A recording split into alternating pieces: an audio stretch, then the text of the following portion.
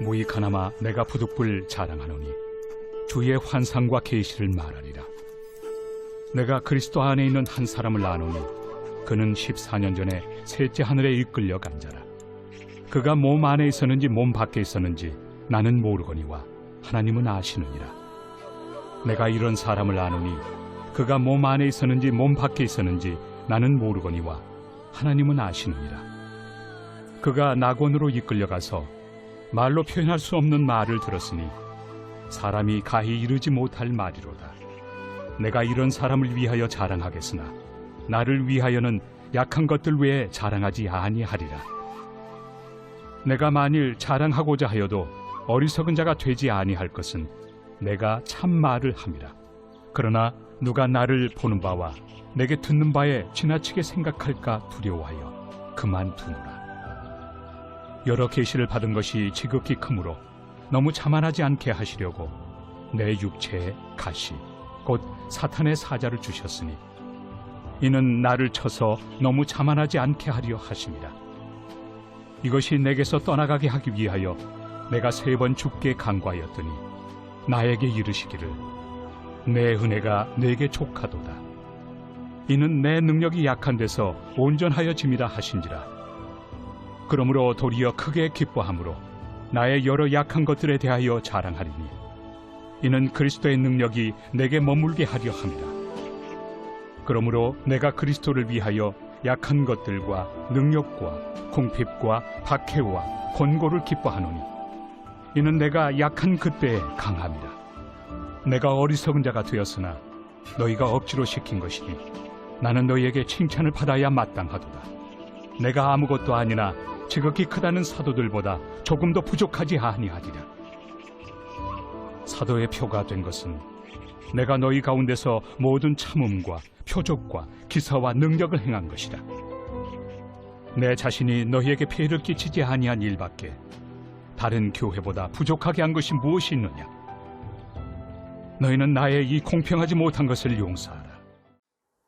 부활의 목격자로 새로운 한 주를 시작하는 월요일 아침 말씀 묵상의 자리에 올라오신 사랑하는 교회 여러분, 오늘 저와 여러분들의 삶의 모든 자리 가운데 부활의 능력이 충만히 임하기를 간절히 축복합니다.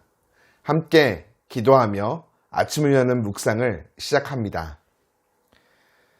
살아계신 하나님, 오늘도 우리들 믿음으로 승리하는 삶, 부활의 목격자, 증인된 삶 살아가기 위해 이 아침 말씀 앞에 겸손히 앉습니다. 성령을 통하여 주의 말씀을 가르쳐 주옵시고 그 안에서 주의 음성을 듣고 들은 말씀 믿음으로 붙잡고 복된 삶 걸어갈 수 있도록 친히 인도하여 주옵소서. 내 모든 삶의 부활의 능력이 충만하게 하시고 그 능력을 힘입어 기쁨과 감사가 넘치며 변화되어지는 삶 살 수 있도록 역사하여 주옵소서. 예수님 이름으로 기도드립니다. 아멘.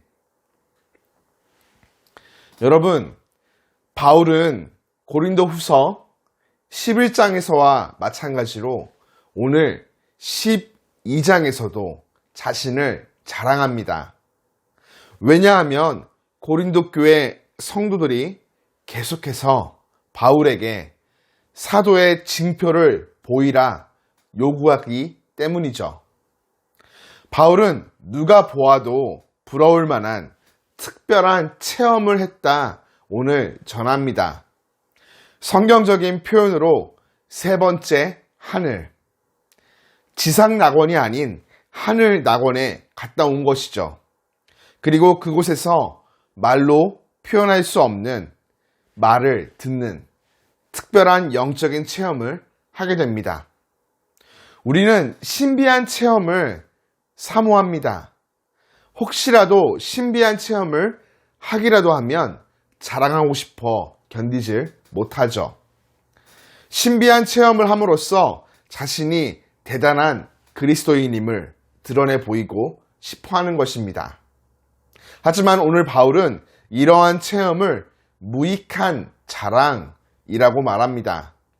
어쩔 수 없이 해야 하는 자랑이라는 뜻이죠. 혹시라도 그 이야기로 하나님이 아닌 나를 주목하게 할 수도 있기 때문입니다.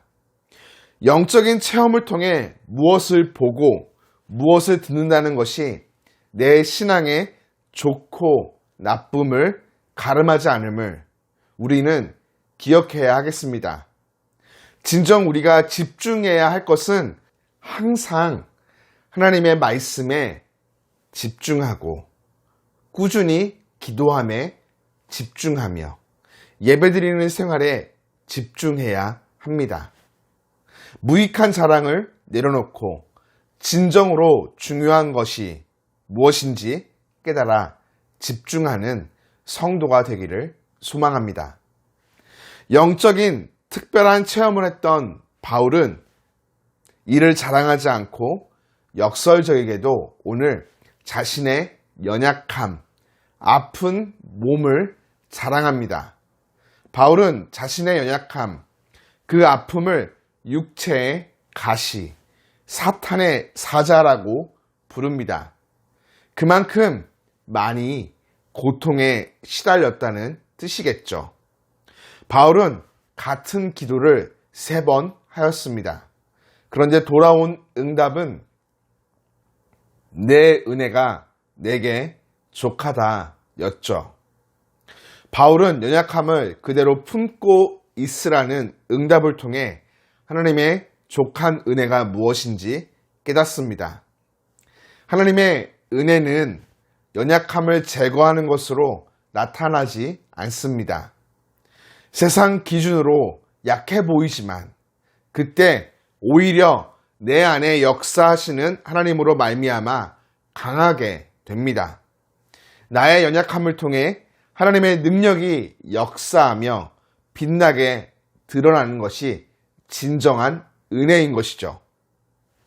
여러분은 무엇을 간절히 기도하고 또 어떤 응답을 기다리고 계십니까? 비록 내가 간절히 기도하고 있는 문제가 해결되지 않더라도 기도하는 내 삶을 그리스도의 은혜로 덮어 주시기를.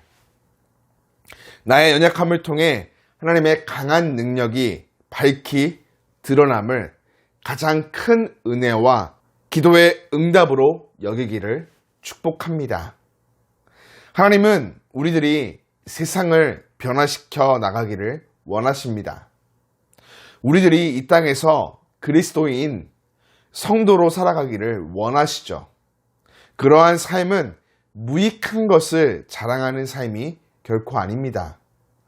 세상 속에서 내게 없는 것을 바라보며 열등감 속에서 살아가는 것도 결코 아니죠.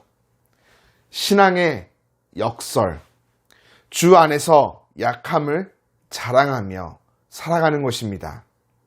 그때 전능하신 하나님의 능력이 빛나며 영광을 받으십니다. 나는 죽고 오직 주만 살며 드러나 영광 받으시는 삶. 이것이 진정 깊은 영성이며 하나님의 은혜입니다. 부활의 목격자 된 우리, 오늘 삶의 모든 자리에서 예수님을 자랑하는 삶. 내가 약함으로 하나님의 강함이 드러나는 삶 살아가기를 주님의 이름으로 축복합니다.